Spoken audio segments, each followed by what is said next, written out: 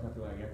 Nah, saya akan sedikit men-sharing apa yang saya telah pelajari ataupun saya pernah baca tentang keutamaan dari ketakwaan kita kepada Allah Subhanahu wa taala.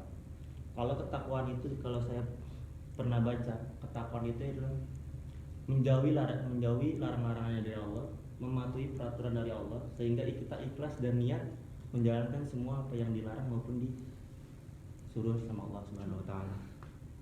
Nah, pasti kita semua ini tujuan kita yaitu meninggal dalam husnul khotimah dan serta kita mendapatkan surganya Allah, al-jannah di sisi Allah.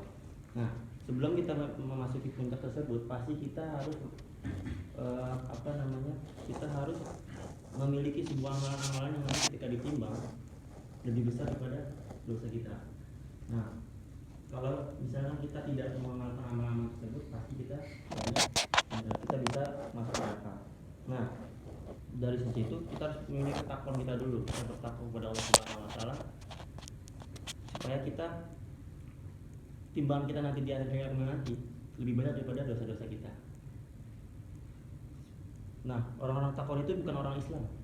Ketika difirmankan dalam surat Al-Baqarah 183 yang bunyinya Bismillahirrahmanirrahim, ya ayyuhalladzina amanu kutiba alaikumusiyam kama kutiba alal ladzina min qablikum la'allakum tattaqun. Kata Allah, wahai orang beriman, diwajibkan kamu berpuasa sebagaimana telah diperintahkan dari orang-orang terdahulu untuk agar kamu bertakwa. Nah, dari situ kita bisa lihat orang-orang bertakwa itu sebelumnya bukan orang Islam, itu beriman. Orang Islam itu belum orang beriman itu belum orang Islam itu belum tentu beriman. Seperti itu. Nah, dalam ini saya akan menceritakan sebuah cerita yang tentang manfaat dari kita bertakwa kepada Allah Subhanahu wa taala. Saya ceritakan ada seorang pemuda di Damaskus Syria itu. Di Damaskus Syria adalah seorang pemuda hijrah dari kota kelahirannya ke Damaskus Syria. Nah, ketika dia berhijrah, pemuda ini lantas langsung mengunjungi suatu surau ataupun masjid, namanya Masjid At-Taubah sekarang. Masjid At-Taubah di Damaskus Syria itu, dia menemui sebuah syekh atau guru di sana. Nah, kalau di sini kan guru, kalau di sana syekh atau syekh lah. Nah, ketika di sana pemuda ini bilang pada syekhnya, wahai syekh, bolehkah saya berguru di sini, mencari ilmu, menimba ilmu agama di sini? Apa yang saya bisa menerima dalam arti apa yang dimakan syekh ini saya ikutin, apa yang diminum syekh saya ikutin enggak. Nah, singkat cerita syekh itu bilang boleh, silakan. Tetapi kalau misalkan, dan si syekh ini bilang kalau misalkan apa yang syekh makan itu tidak ada makanan, ya maka berpuasa, katanya syekh seperti itu. Kalau kata pemuda tersebut, baiklah katanya. Nah, pemuda ini cerita kembali setelah 3 bulan. Setelah 3 bulan ini si anak pemuda ini cerita lagi bahwa syekhnya ini sangat zuhud. Zuhud itu artinya itu dia tidak mengejar dunia ataupun selalu bersyukur apa yang telah diberikan Allah Subhanahu wa taala. Dia selamati apa yang kalau ada makanan dimakan, kalau tidak ada makanan dia berpuasa. Nah, selama 3 hari ini dari hari ini ada dari Selasa, dia selalu berpuasa 3 hari berturut-turut. Nah, si syekhnya ini masih kuat sampai 3 hari ke depan. Namun si pemuda ini tidak kuat. Akhirnya si pemuda ini membungkukkan sebuah punggungnya dia, dibungkungkan ke bawah sehingga agar perutnya dia kenyang. Seperti itu, kenyang. Tapi dalam kejadian tersebut ada setan yang menggacokkan pikirannya pemuda tersebut sehingga dia berpikir seperti ini. Setan berbisik seperti ini, wahai anak muda, sudah halal bagi kamu untuk mencuri makanan ataupun barang yang bisa kamu makan. Seperti itu. Karena kalau kamu meminta pada guru kamu tidak. Kalau kamu meminta sama orang lain, si guru atau syekh tersebut melarangnya.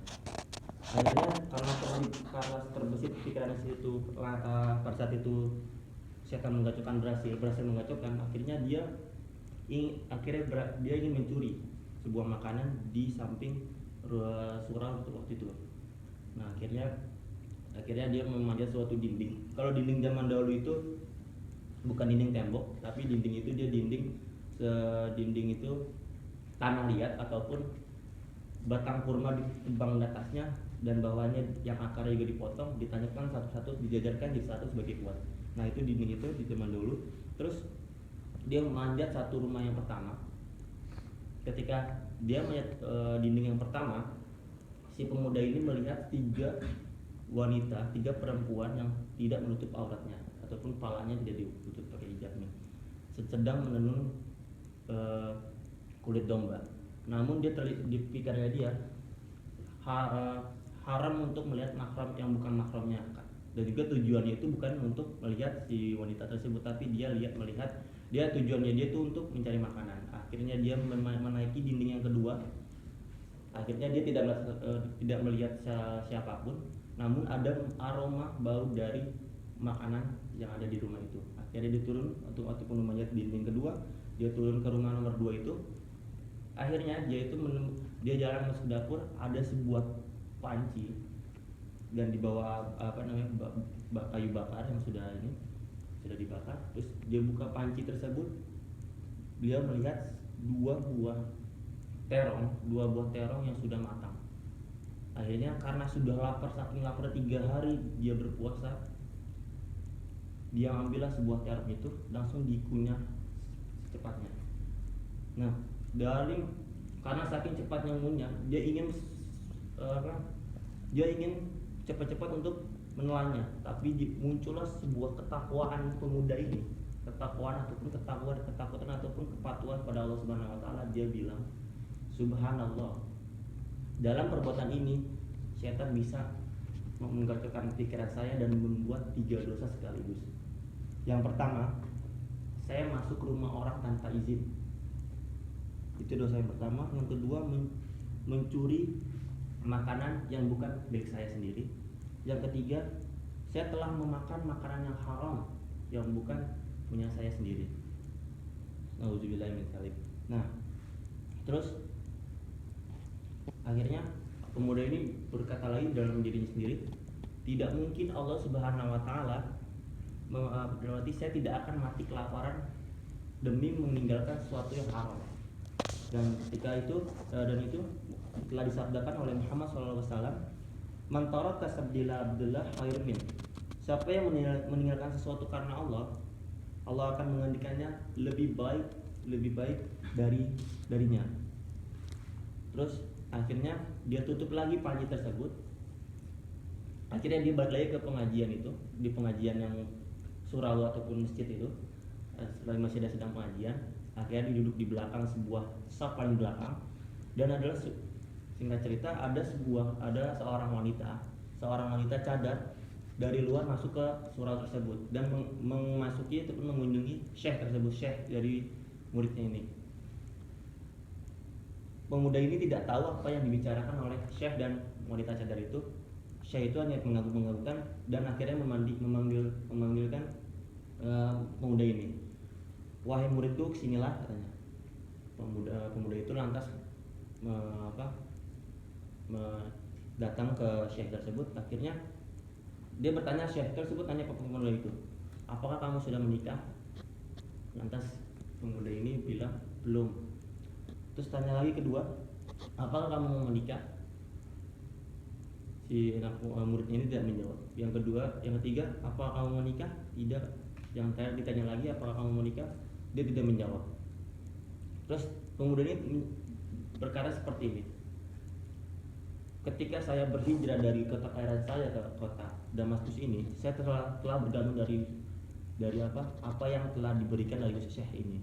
Kalau apa yang dimakan dari syekh ini saya makan, kalau tidak ada makanan kita berpuasa bersama-sama. Kalau saya menikahkan wanita ini, dari mana rezeki ataupun dari mana saya bisa mengasih makanan kepada istri saya nantinya.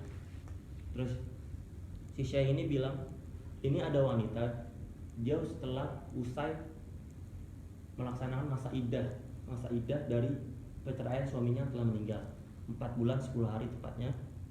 dan dia tidak masih muda, dan dia dibekali oleh suaminya itu sejumlah harta yang cukup, dan dia masih muda dan takut difitnah oleh orang. Akhirnya dia minta tolong pada saya untuk mencarikan seorang jodoh. Saya kira kamu yang cocok, katanya saya ini. Akhirnya pemuda ini tanya mau, dan wanita ini bilang mau. Akhirnya ustadz ini ataupun saya ini mengambil sebuah kendi di kamarnya untuk dijadikan mahar. Akhirnya juga dipanggil dua saksi dan juga wali dari wanita ini. Akhirnya beberapa menit sudah telah melangsungkan pernikahan dari pemuda ini dan wanita ini. Lantas langsung si pemuda ini dan suami istri ini langsung berjalan ke rumahnya. Katanya usianya seperti ini. Pulanglah nak ke rumah istrimu sekarang. Sekarang kamu udah sah. Sekarang rumah itu bagian dari kamu. Akhirnya dia pulang. Dia jalan pas di rumah pertama dia melihat sebuah rumah yang hampir dia mencuri makanan yang ada di rumah pertama. Namun di rumah kedua si wanita ini berhenti dan membuka pintu dan berkata seperti, masuklah suamiku, inilah rumah kita bersama. Lantas ketika masuk dia melihat ruang tamu yang sama yang ketika di rumah kedua itu rumah yang dicurinya itu, dan lantas langsung masuk ke dapur. Wahai suamiku, tadi kamu berkata kamu lapar dan kamu sudah berpuasa 3 hari 3 malam dan belum makan suatu apapun. Marilah saya memasak 2 buah terong yang telah saya masak. Akhirnya sampai di dapur, istrinya terkaget karena terong itu udah dimakan sama orang dan panjanya itu sudah terbuka. Lantas si istri ini kaget, si istri kaget. Akhirnya suami ini bilang, wah kesinilah istriku. Dia menceritakan sebuah kronologinya. Demi Allah seperti ini, saya melapar, saya memanjat, saya mengambil terong yang kamu miliki. Akhirnya saya kunyah karena saya ingat dan saya bertakwa kepada Allah Subhanahu wa taala dan takut kepada Allah Subhanahu wa taala. Saya akhirnya melepaskan lagi ataupun membuang makanan ke bawah dapur itu. Terus istrinya ini berkata seperti ini, kalau kata ulama di sana, kata-kata ini ingin diukir sebagai seperti halnya emas yang sangat mahal. Seperti ini kata-katanya, wahai suamiku, engkau telah meninggalkan ataupun membuang makanan yang haram bagi kamu, dan Allah ganti piringnya, terongnya, pancinya, rumahnya maupun istrinya menjadi bagian dari suaminya itu sekarang. Seperti hal yang tadi ayatnya tadi, kalau siapa yang meninggalkan sesuatu karena Allah dan lillahi ta'ala, pastinya Allah bakal ganti yang terbaik yang sesuai di diri kita masing-masing. Nah,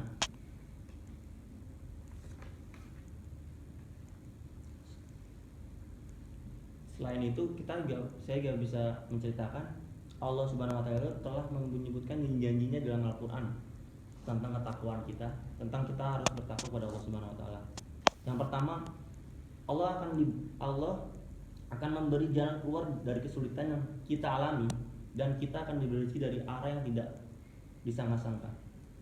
Allah Subhanahu wa taala berfirman, "Wa may yatawakkalu 'alallahi fahuwa hasbuh, innallaha balighu amri, qad ja'alallahu likulli syai'in qadir." Barang siapa bertakwa kepada Allah Subhanahu wa taala, niscaya Dia akan mengadakan baginya jalan keluar, dan Dia akan memberikan rezeki dari arah yang tidak sangka-sangka. At-Talaq 2-3. Dari cerita tersebut kita bisa menyimpulkan kalau kita selalu bertakwa pada Allah Subhanahu wa taala, mengikuti peraturannya, menjauhkan larangannya, dan niat dan ikhlas menjalankan semua itu karena Allah taala, pasti semua ada jalan keluar. Sekian dari saya, kurang lebihnya mohon maaf. Kesalahan datangnya dari saya sendiri, benar dari Allah Subhanahu wa taala. Assalamualaikum warahmatullahi wabarakatuh. Waalaikumsalam.